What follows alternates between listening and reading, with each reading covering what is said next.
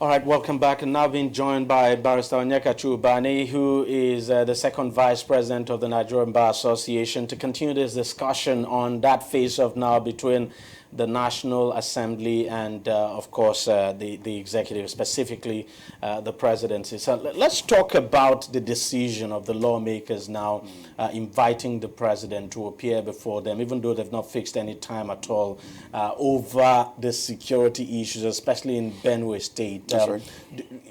If you were advising the president, what exactly would you be telling him? Should he appear? Yeah, if I'm one of his advisors, I will advise the president to ensure that he appears before the joint session in order to specifically explain what is actually going on with the state of security, especially in the North Central Zone. What is going on now is not something that is palatable. I mean, the occurrence of death on a daily basis, and then the number. And everyone is worried as a result of the state of insecurity. So to show that we are still in democracy, to show that the president is still the president of the Federal Republic of Nigeria, to also show that he is accountable to Nigerians through their representatives. And I think that the best thing is to appear. To me, that shows also humility. He has actually declared his intention to run for second tenure. And it's a good thing that, I mean, the Senate actually said he should come address the joint sitting, unlike what the House of Reps. Yes, he was saying that he should appear before them. So I think the issue of sitting with them and then addressing the joint session is something that shows clearly that the president is still the president of the Federal Republic of Nigeria. And to cap it all, he's the commander-in-chief of the armed forces. So anything that pertains to issue of security and insecurity, he be in a better position to actually explain what is going on and what are the measures the government has put in place to nip this in the bud, because it cannot continue like this. Like this, exactly. Now, let's leave that now and talk about the aspect that I think concerns you very much. That's the legal aspect of things now, looking at the issue of the president's approval now for the purchase of those military aircraft. 420, is it 426 or so $1 million. You saw the kind of reaction. You saw that reaction in the Senate. You saw the reaction in the House of Reps. Some people will say, well, some of those reactions are justified, that the president should not have taken the action he took. Probably he should have informed, carried the lawmakers along. Of course, the president gave his own excuse as well. But in law, with the operations of the excess crude account, does the president need to get the National Assembly approval to spend from that? We start with that. Let us even start with that particular account. It's an illegal account. Is an account that is not backed up by... Has been a subject of controversy. It's not backed up by any law. There's no enactment setting up that account. So it's an illegal account. And there has been a resolution passed by the Senate to declare that account illegal. And up to now, we are still operating an account that has no legal backing. An account that dates back to 1999, as a matter of fact. So it's an illegal account to start with.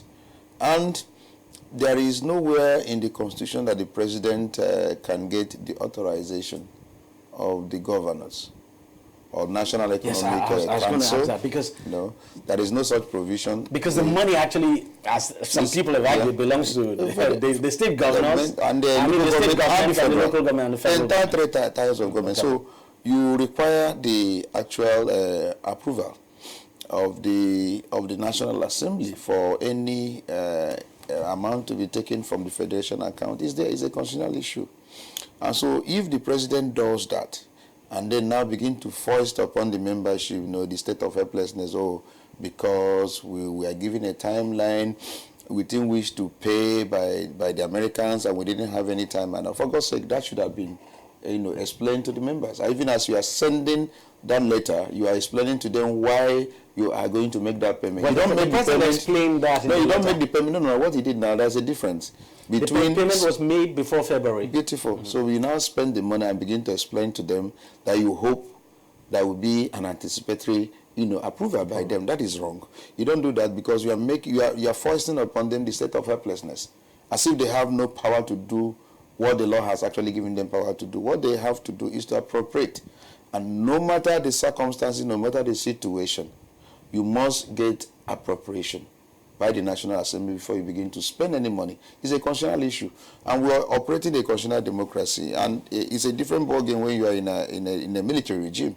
You can do and undo. But when you have three arms of government, the one that's supposed to approve or appropriate, and you now bypass, and then now begin to spend without that appropriation, you are now running a military regime.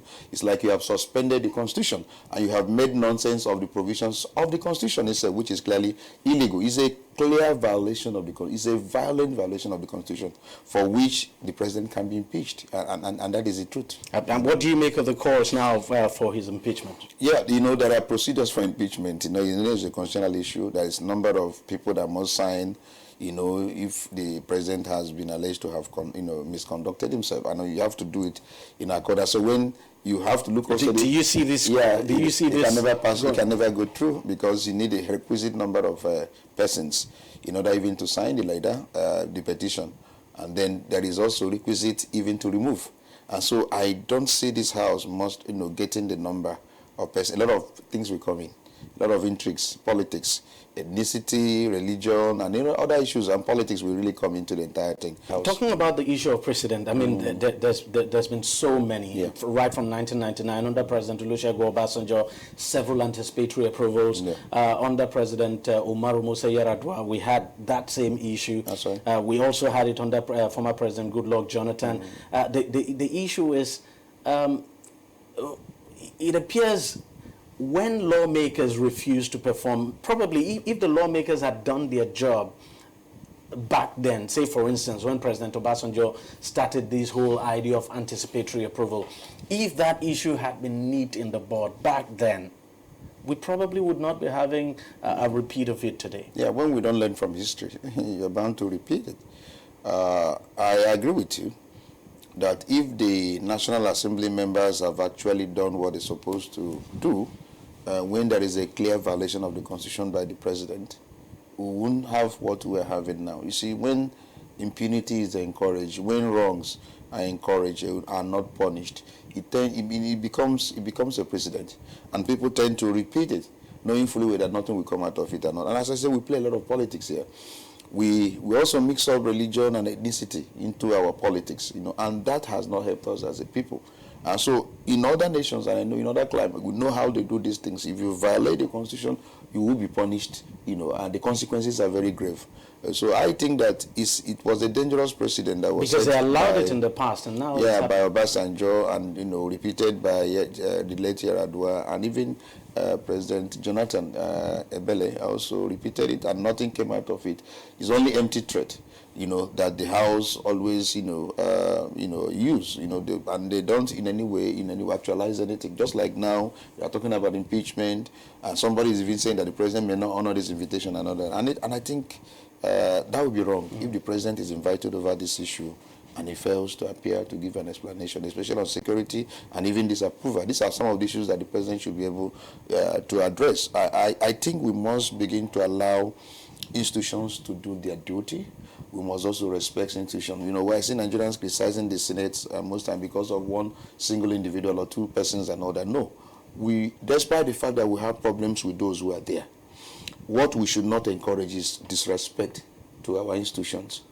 It's very important, because if you disrespect institutions and allow them to be weak, it will affect the polity, it will affect governance. So when we say the right thing, let us insist that right thing be done, especially if the provision of the Constitution is very clear as to what should be done. If I have my way of advising the president, I will tell him always to abide with the provisions of the Constitution, because he swore to uphold and protect it, and he is the commander-in-chief. He must respect it. And also, very importantly, they criticize what the previous government were doing.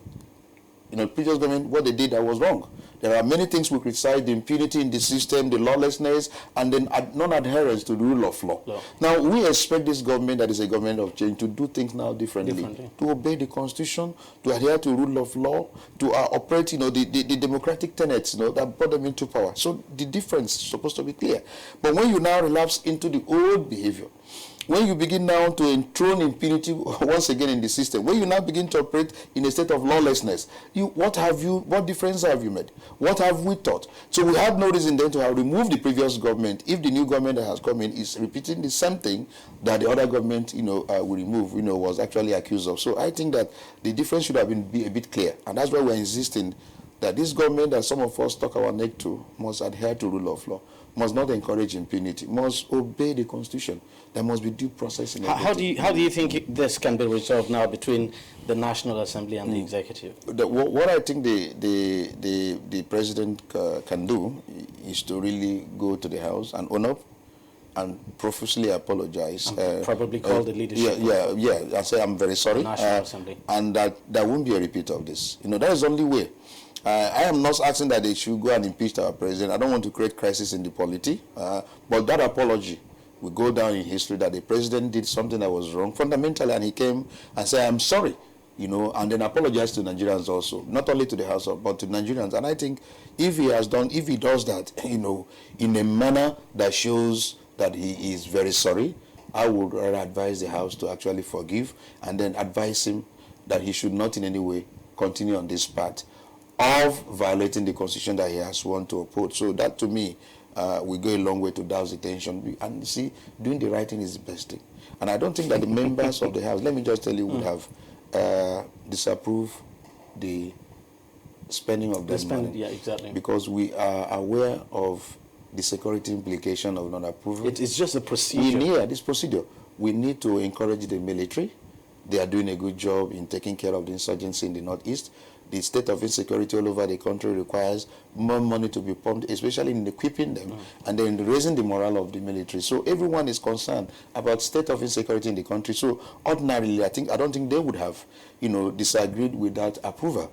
But the procedure, and I was saying that we must begin to lay a solid, ground for procedural things to be done rightly in this nation. If you do it rightly, laying a solid precedent that is good, generations born and unborn will begin to, so it's just your procedure, not that they would have ordinarily disapproved granting the president's request.